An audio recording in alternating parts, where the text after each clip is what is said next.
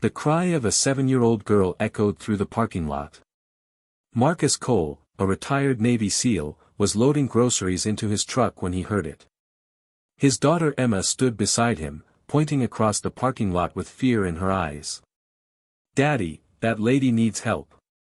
Marcus turned and saw 3 men dragging a young woman toward a dark van. Every instinct in his body screamed at him to act. But he had Emma with him. This was not his fight anymore. Then one of the men pulled out a knife. 60 seconds later, all 3 men were on the ground, unconscious. The next morning, a Navy admiral knocked on Marcus's door. The woman Marcus had saved was the admiral's daughter. And the 3 men were part of something much bigger than a random attack. This is that story. Before you watch full story, comment below from which country are you watching. Don't forget to subscribe for more amazing stories. Tuesday afternoon 4:30 p.m. The parking lot of the Gateway Shopping Center was busy but not crowded. The October sun hung low in the sky, still warm even this late in the day. Families pushed shopping carts toward their cars. Teenagers sat on car hoods, laughing and talking. Everything seemed normal. Marcus Cole walked out of Target carrying 2 bags in one hand and holding Emma's hand with the other. He was 39 years old, built like an athlete, with short dark hair going gray at the sides. He wore jeans, a plain gray t-shirt, and worn hiking boots. Nothing about him screamed military, but if you looked closely, you could see it in the way he walked, the way he scanned the parking lot without thinking about it. Emma skipped beside him, clutching a new stuffed unicorn she had talked him into buying. "Daddy, can we get ice cream?" Marcus smiled. "It's almost dinner time, Bug. You have homework, remember? But it's so hot. Please. We'll see. Let's get home first." Marcus clicked the key fob and his truck beeped. He was about to open the door when he heard it. A woman's scream. Sharp and frightened. Cut off quickly. His head snapped up. Old training kicked in automatically. His eyes scanned the parking lot, looking for the source of the sound. 60 yards away, near a dark blue van parked between 2 SUVs, he saw them. 3 men and 1 woman. The woman looked young, maybe in her 20s. She wore business clothes, a white shirt and dark pants. One of the men had her by the arm, pulling her toward the van's open side door. She was fighting, trying to break free, but he was too strong. The second man was on her other side, blocking her escape. The third man stood by the driver's door, watching the parking lot like a guard. Most shoppers could not see what was happening because the van was hidden between the larger vehicles. Marcus's brain processed everything in less than a second. Abduction in progress. His first thought was pure instinct: assess the threat. Make a plan. Execute. His second thought came slower but hit harder: I have my daughter with me. This is not my fight. He pulled out his phone and dialed 911. The call connected immediately. 911, what is your emergency? I'm at Oceanside Gateway Shopping Center. Southeast parking lot near Target. There's an abduction happening right now. 3 men, 1 woman, dark blue van. Marcus was reading the license plate number when he heard the woman scream again. And then Emma saw it. "Daddy." Emma's voice was high and scared. "Daddy, that man has a knife." Marcus's eyes locked onto the scene. One of the men had pulled a folding knife from his pocket and pressed it against the woman's side. The woman went completely still, frozen with fear.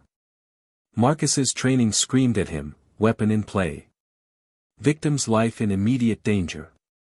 Seconds matter. But his heart screamed louder, you have Emma. You cannot risk her. Stay back. The 911 operator spoke in his ear, Sir, officers are on the way. Estimated time 6 minutes. Do not engage. Stay on the line. 6 minutes. That woman would be in the van and gone in 30 seconds. Marcus looked down at Emma. Her face was pale. Her eyes were wide. The stuffed unicorn was clutched tight against her chest. She was terrified. But she was also looking up at him with complete trust. The way only a child can look at her father. Like he could fix anything. Save anyone. "Daddy," Emma whispered, her voice shaking. "Please help her." Marcus's jaw tightened. Every smart part of his brain told him this was a bad idea. He was outnumbered 3-1. He was unarmed. He had his daughter with him. This violated every rule of smart decision-making. But that woman was about to disappear into that van. And if she did, she might never be seen again. Marcus made his choice. He knelt down in front of Emma and kept his voice calm and steady. "Bug, I need you to listen very carefully. See that lady over there?" He pointed at a woman loading groceries into her car about 20 yards away. "I need you to run to her right now and stay with her. Do not move until I come get you. Understand?" Emma's eyes filled with tears. "Daddy, what are you?" "Emma." His voice was firm but gentle. "Right now, baby. Go." She ran. Marcus stood up, dropped his phone on the ground still connected to 911, and started walking toward the van. His body moved on autopilot. His mind shifted into the cold, focused place it had lived in for 15 years of military operations. His breathing slowed. His heart rate dropped. His vision sharpened. Adrenaline flooded his system, but his hands did not shake. He covered the 60 yards in 20 seconds. He moved fast but did not run. He used parked cars as cover, approaching from an angle that kept him in the men's blind spot. The men did not see him coming. Marcus assessed the threats as he closed the distance. Threat 1, the man holding the woman with the knife. Mid-30s, 6 feet tall, maybe 200 pounds. Brown leather jacket. The knife was cheap, maybe 4 inches long, held in his right hand against the woman's ribs. Primary threat. Threat 2, the man on the woman's other side. Late 20s, 5'10", 180 pounds. Gray hoodie and jeans. No visible weapon, but his hands were free. Secondary threat. Threat 3, the lookout near the driver's door. Early 40s, 5'9", heavy build, 220 pounds. Denim jacket. He was the one Marcus needed to take down first because he would see Marcus coming. Marcus closed to within 10 feet before Threat 3 noticed him. The man's head turned. His eyes went wide with surprise, then suspicion. "Hey man, you lost." Threat 3's voice carried false friendliness covering real aggression. Marcus did not answer. He did not slow down. He just walked straight at him. Threat 3's hand moved toward his waistband, reaching for something. Maybe a gun. But Marcus was already inside his reach. Marcus's left hand shot out and grabbed Threat 3's right wrist, trapping it against his body before he could draw his weapon. His right hand came up in a short, brutal palm strike to the man's chin, snapping his head back hard. Before Threat 3 could recover, Marcus pivoted, used the man's own momentum against him, and drove his knee into the side of the man's leg, buckling it. The man went down hard. His head bounced off the side of the van with a hollow sound. He did not get up. 3-second Threat 2 reacted faster than Marcus expected. He released the woman and charged at Marcus, his hands reaching for Marcus's throat. Marcus sidestepped, grabbed the incoming arm, and used a simple judo throw to redirect Threat 2's momentum straight into the ground. The man's back hit the asphalt with a sound like a sack of cement dropping. The air exploded out of his lungs. Marcus dropped a knee onto his chest, driving the last bit of fight out of him. The man's eyes rolled back. 8-second, Threat 1 finally understood what was happening. He shoved the woman aside and she stumbled, falling to her knees. He turned toward Marcus, the knife held low in a street fighting grip, edge up, ready to cut. "Big mistake," hero, Threat 1 snarled. Marcus did not respond. He just watched the knife, waiting. The attack came fast. A straight thrust toward Marcus's stomach, meant to gut him. Marcus's hand moved in a blur, catching Threat 1's wrist mid-thrust. He twisted hard and fast, applying a standing wrist lock that forced the knife to drop.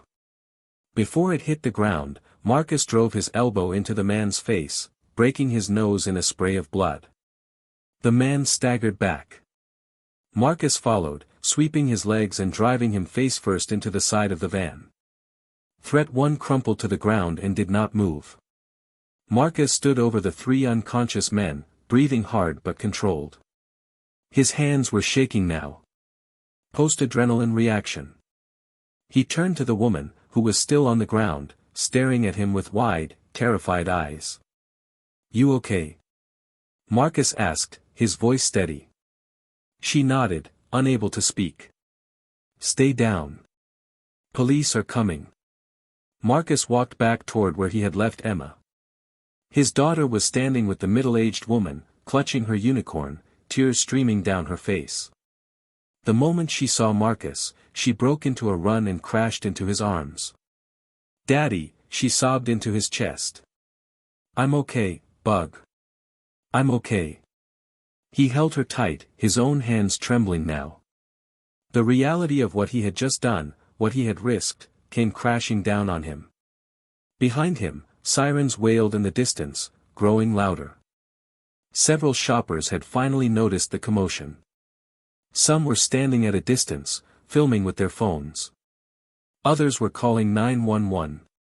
The bright afternoon sun cast everything in harsh light. Nothing was hidden. Everything was exposed and visible. The Oceanside Police Department took statements for 2 hours. Marcus sat in the back of a patrol car with Emma asleep on his lap, wrapped in a blanket a kind officer had provided. The afternoon sun was setting now, the golden light fading to pink and orange. Detectives asked him to walk through what happened, step by step. He kept it simple and factual, leaving out the part where every move he had made was drilled into him by the world's most elite military training. The woman he had saved gave her statement separately. Her name was Lieutenant Sarah Brennan. She was a Navy intelligence officer stationed at Naval Base San Diego. She was shaken but unharmed. The 3 attackers were arrested and taken to the hospital under guard. 2 had concussions. 1 had a broken nose and a fractured wrist. All 3 would survive to face charges. Attempted kidnapping. Assault with a deadly weapon. Conspiracy. A detective, a tough-looking veteran named Sergeant Rodriguez, sat down next to Marcus at one point and spoke quietly. "That was some serious work back there, Mr. Cole." "Ex-military?" "Navy," Marcus said simply. Rodriguez nodded knowingly. "SEAL." Marcus did not answer, which was answer enough. "Well, you did good. That woman would be dead if you hadn't stepped in." Rodriguez paused. "But you know you got lucky, right? 3 on 1, 1 with a knife, with your kid nearby. That could have gone bad real fast." "I know," Marcus said quietly, looking down at Emma's sleeping face.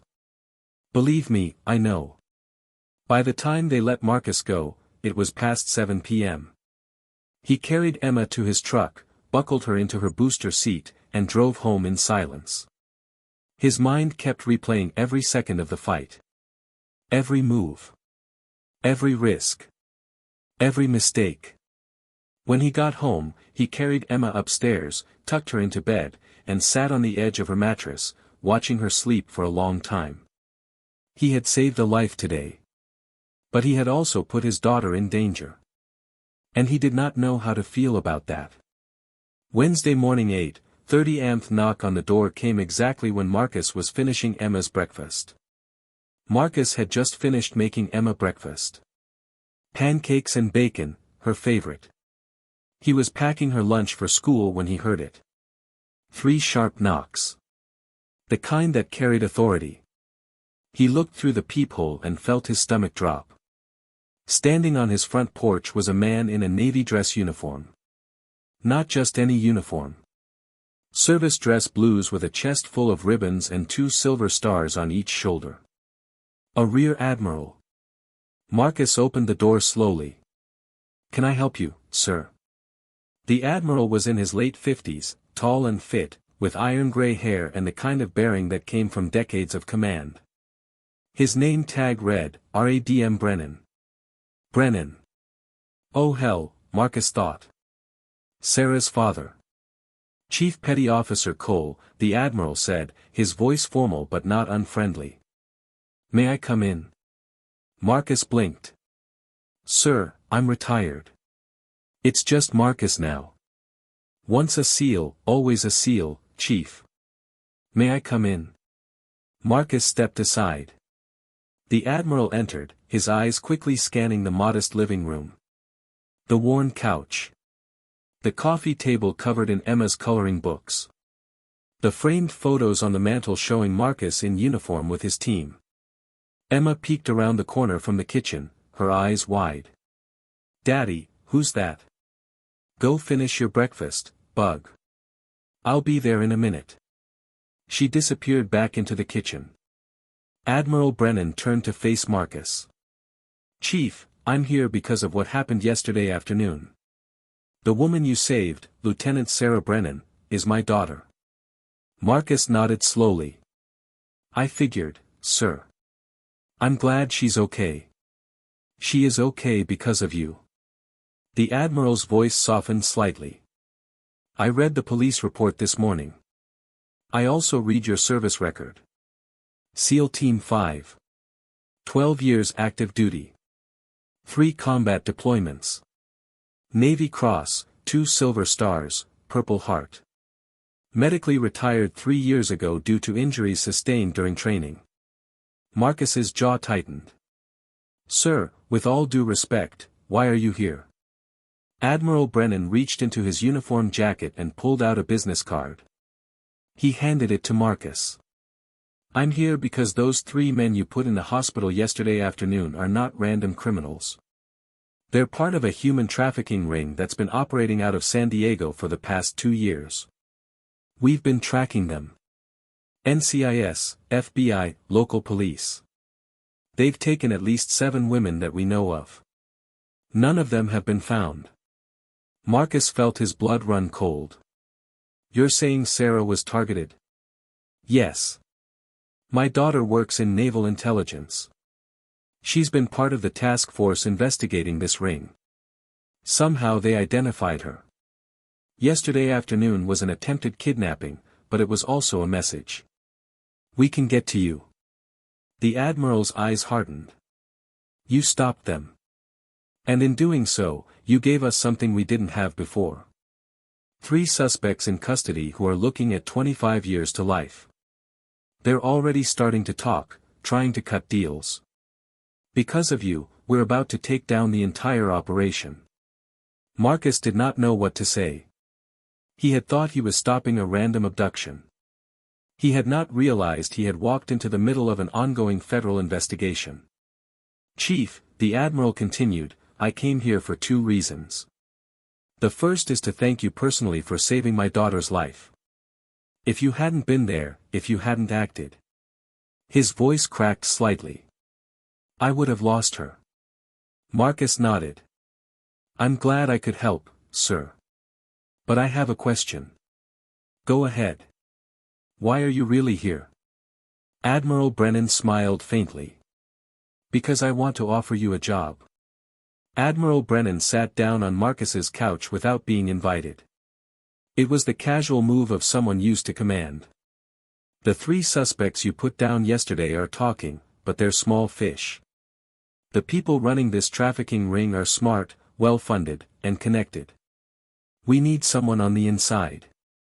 Someone who can move in circles where federal agents stick out. Someone with your skill set." Marcus shook his head. "Sir, I'm retired. I'm out of that life."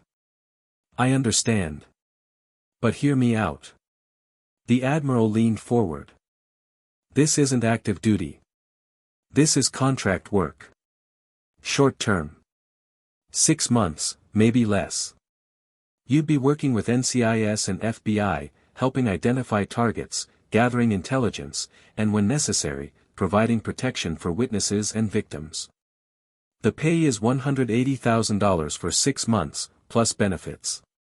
And it's flexible. You set your hours around your daughter's schedule. Marcus opened his mouth to refuse, but the Admiral held up a hand. Before you say no, let me tell you what we're up against. This ring has taken women, some from the military, some civilians, and sold them overseas. We believe they're operating out of multiple locations in Southern California. Every day we don't shut them down, more women disappear. We need people like you, Chief. People who can do what you did yesterday. Marcus looked toward the kitchen where Emma was humming softly to herself. Sir, I have a daughter. I can't put myself in danger like that anymore. I understand. And I wouldn't ask if I didn't think you were the right person. But think about this. The Admiral's voice dropped. Those men targeted my daughter. What's to stop them from targeting yours? The words hit Marcus like a punch. He stood up, his fists clenching. Are you threatening my daughter? No, the Admiral said calmly. I'm stating a fact. These people don't care about rules. They don't care about consequences. If they think you're a threat, and after yesterday you are a threat, they'll come after you. Or worse, they'll come after Emma to get to you. The best way to protect your daughter is to help us take them down permanently. Marcus's mind raced. He wanted to say no. He wanted to shut the door, forget about trafficking rings and federal investigations, and just live his quiet life with Emma. But the Admiral was right. He had put himself on their radar yesterday. And if there was even a chance they would come after Emma. I need to think about it, Marcus said finally. Admiral Brennan stood. That's fair. But I need an answer by tomorrow. Here's my card. Call me when you decide. He walked to the door, then paused. Chief, one more thing. Sarah wanted me to give you this. He handed Marcus a folded piece of paper. Then he left. Marcus unfolded the paper. It was a handwritten note. Thank you for saving my life. I don't know what would have happened if you hadn't been there. My father told me you have a daughter. I hope she knows how lucky she is to have a dad like you. If there's ever anything I can do for you, please don't hesitate to ask. You're a hero. Sarah. Marcus stared at the note for a long time. Wednesday night 9:45 p.m. Emma was in bed, finally asleep after asking Marcus 100 questions about the man with the stars on his shoulders. Marcus sat on his back porch, a beer in his hand, staring at the Admiral's business card. The night air was cool, carrying the scent of ocean salt from miles away. The neighborhood was quiet except for the distant sound of traffic on the highway. His phone rang. It was Jake Martinez, his former SEAL teammate and best friend, now working as a contractor in Virginia. Yo, Marcus. Heard you went full vigilante yesterday. You okay? Marcus sighed. News travels fast. SEAL community, man. Everyone knows everything. So what's the deal? You really take down 3 guys in a parking lot with your kid watching? Yeah. Jesus, man. That's some action movie stuff. It was stupid, Marcus said. I had Emma with me. I should have stayed out of it. But you didn't. Because that's who you are. Jake's voice softened. Marcus, you can't turn it off. The training, the instincts, they're part of you. You see someone in trouble, you help. That's not a flaw. That's what makes you a good man. Marcus took a long drink of his beer. The Admiral offered me a job. Wants me to help take down the trafficking ring. Jake was quiet for a moment. What did you say? I said I'd think about it. What's there to think about? I have Emma, Jake. I can't put her at risk. You're already at risk. You stepped into their world yesterday. Now you're a target whether you like it or not. The question is, do you sit back and wait for them to come, or do you take the fight to them? Marcus knew Jake was right. But it did not make the decision easier. After hanging up with Jake, Marcus sat on the porch for another hour, thinking. Remembering. He remembered why he had joined the Navy in the first place. To serve. To protect people who could not protect themselves. He remembered the oath he had taken. I will support and defend. He remembered the faces of his teammates. The ones who had not made it home. Rodriguez, who died in Helmand province. Peterson, killed during a training accident. Williams, who took his own life 2 years after retirement because he could not find his purpose anymore. And he remembered Emma's voice yesterday afternoon, "Daddy, please help her." Marcus stood up, walked inside, and looked in on Emma one more time. She was sleeping peacefully, her unicorn tucked under her arm, completely unaware of the danger that lurked in the world. He wanted to keep her that way. Safe. Protected. Innocent. But the only way to do that was to make sure monsters like the trafficking ring could not hurt anyone anymore. Marcus made his decision. Thursday morning, 10:15 a.m. Marcus called Admiral Brennan from his truck while Emma was at school. "Sir, I'll do it. 6 months. But I need your word. If anything happens to me, you make sure Emma's taken care of." "You have my word, Chief. Welcome aboard. Can you come to the naval base at 1400 hours today? I'll introduce you to the task force." "Yes, sir." Thursday afternoon, 2:00 p.m. Marcus walked into a secure conference room at Naval Base San Diego. 6 people sat around a long table, all of them looking up as he entered. Admiral Brennan made the introductions. "Everyone, this is Marcus Cole. Former SEAL Team 5, the man who stopped the kidnapping attempt on Lieutenant Brennan. He'll be working with us as a contractor for the next 6 months." There was a woman in her 40s with short blonde hair and sharp eyes. Special Agent Jennifer Walsh, FBI. Human Trafficking Division. A man in his 30s with a shaved head and tactical gear. Special Agent Tom Rivera, NCIS. I'll be your primary contact. Lieutenant Sarah Brennan sat at the end of the table. She looked different from the terrified woman in the parking lot. Now she wore her uniform with confidence, her eyes clear and focused. She nodded at Marcus. "Good to see you again, Chief." The briefing lasted 3 hours. The trafficking ring was called the Cordova Organization, named after its suspected leader, Victor Cordova, a Mexican national with ties to drug cartels and organized crime. They operated throughout Southern California, targeting vulnerable women, military personnel, college students, and immigrants. The 3 men Marcus had taken down were low-level enforcers. But they were starting to talk. And the information they provided was leading to bigger fish. "We believe there's a major transaction happening in 3 weeks, Agent Walsh explained. A shipment of women being moved out of the country. If we can intercept it, we can save lives and potentially capture Cordova himself." Marcus listened carefully, his military mind already processing tactics and strategy.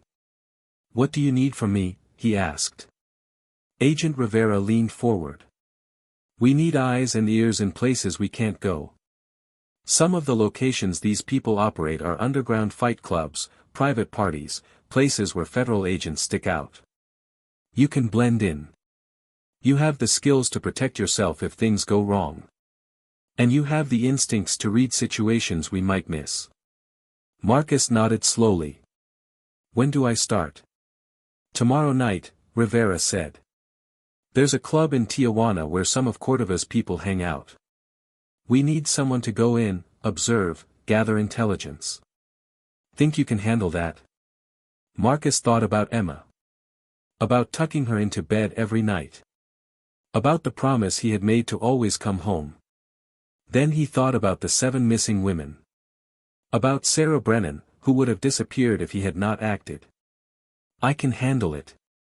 Friday night 11:30 p.m. The club in Tijuana was exactly what Marcus expected. Loud music. Flashing lights. A crowd of people dancing, drinking, losing themselves in the chaos. Marcus sat at the bar, nursing a beer he had no intention of finishing. He wore dark jeans, a black t-shirt, and a leather jacket. He looked like he belonged there. His eyes scanned the room constantly, looking for faces that matched the photos from the FBI briefing. Looking for patterns. Looking for threats. He spotted two of them after 20 minutes. Two men at a corner table, talking quietly despite the noise around them. One matched the description of a known associate of Cordova. The other was unfamiliar. Marcus watched them carefully, memorizing details. The way they sat. The way they looked around nervously. The phone calls they made every few minutes. After an hour, they got up and left. Marcus followed at a distance. They walked 3 blocks to a warehouse near the docks. Marcus stayed in the shadows, watching as they went inside. He called Rivera. I've got a location. Warehouse near the Tijuana docks. 2 subjects matching our profiles just entered. Looks like there's activity inside. Good work. Pull back. We'll send a surveillance team. Marcus hesitated. There might be women inside. If we wait. We wait, Rivera said firmly. We need to do this right. If we move too soon, Cordova disappears and we lose everything. Pull back, Marcus. That's an order. Marcus clenched his jaw but obeyed. He walked back to his truck and drove across the border, his mind churning. This was going to be harder than he thought. The next 6 weeks were a blur of surveillance, intelligence gathering, and close calls. Marcus went undercover in clubs, bars, and private parties. He gathered names, faces, and locations. He passed everything to the task force.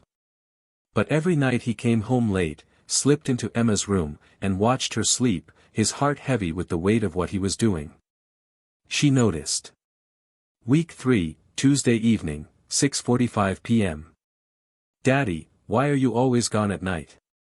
Emma sat at the dinner table, pushing her spaghetti around her plate, not eating. Marcus set down his fork. I'm helping some people, Bug. Remember I told you that? But you're always tired. And sometimes you look sad. Marcus felt his chest tighten. He reached across the table and took her small hand in his. I'm okay, sweetheart. I promise. And this won't last forever. Just a few more months. Emma looked up at him with those big, trusting eyes. Are you helping people like you helped that lady in the parking lot? Marcus nodded. Yeah. Something like that. Then I'm proud of you, Daddy. Those words broke something inside him. He stood up, walked around the table, and pulled Emma into a tight hug. I love you, Bug. More than anything in the world. I love you too, Daddy. Week 7, Friday night, 1:30 a.m. Everything came to a head on a cold November night. The task force had located the shipment. 12 women being held in a warehouse in Chula Vista, waiting to be moved across the border and flown out of the country. The operation was set for 2 a.m. Marcus was part of the raid team, along with NCIS agents, FBI tactical units, and local police. He wore tactical gear for the first time in 3 years. The weight of the vest felt familiar, almost comforting. The rifle in his hands was an old friend. They gathered in the staging area 1 block from the warehouse. Agent Rivera went over the plan one final time. 4 entry points. 2 teams per point. Marcus, you're with Alpha Team on the east entrance. Rules of engagement, weapons free if fired upon. Priority is the hostages. Secondary objective is Cordova. Questions? No one spoke. All right. Let's bring these women home. They moved in fast and silent. Marcus led his team through the shadows, using hand signals to coordinate movement. The warehouse loomed ahead, a dark silhouette against the night sky. The breach was textbook perfect. Flashbangs through the windows. Simultaneous entry on all four sides. Breaching the warehouse doors. Sweeping through the building with precision. Marcus was on point, moving through the dark corridors with his weapon raised, every sense on high alert. His team moved behind him in perfect formation, covering angles, clearing rooms. They found the women in a locked room at the back of the warehouse. 12 of them, ranging in age from 17 to 30, scared, exhausted, but alive. Some were crying. Others sat in stunned silence. One young woman, no more than 19, clutched a rosary in her trembling hands. "Clear!" Marcus called out. "We've got them." He lowered his weapon and approached slowly, his voice gentle. "It's okay. You're safe now. We're here to take you home." The young woman with the rosary looked up at him, tears streaming down her face. "Are you real?" she whispered. "Is this real?" Marcus knelt down beside her. "It's real. You're going to be okay." But the fight was not over. Gunfire erupted from the second floor. Cordova's men were making a stand, trying to buy their boss time to escape. Marcus and the tactical team returned fire, moving to cover, coordinating their assault. Bullets sparked off metal containers. Glass shattered. The women screamed. "Get them out!" Marcus yelled to the other team members. "I'll cover." He laid down suppressing fire while his teammates evacuated the hostages through the back exit. The firefight lasted 4 minutes but felt like an eternity. When it was over, 3 of Cordova's men were in custody. 2 were dead. And Victor Cordova himself was captured trying to escape through a back exit by Agent Rivera's team. 12 women were saved. Marcus stood in the warehouse afterward, his hands shaking from adrenaline, watching as paramedics checked each woman. One of them, the young woman with the rosary, walked over to him. "Thank you," she said simply. Marcus nodded, unable to speak. He thought of Emma, safe at home, and felt gratitude wash over him. This was why he had come back. This moment right here.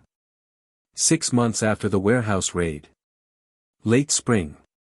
On the last day of his contract, Admiral Brennan called Marcus into his office.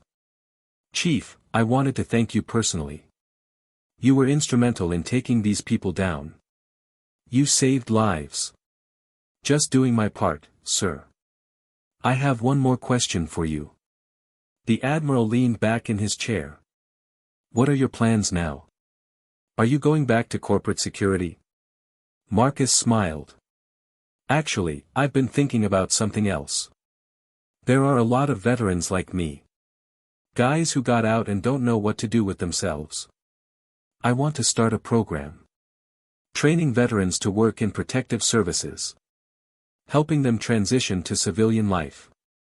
Give them purpose again." Admiral Brennan smiled. "That sounds like a good idea, Chief. Let me know if you need any help getting it started." "I will, sir." As Marcus left the office, he felt something he had not felt in years. Purpose. He had spent 3 years feeling like a piece of himself was missing.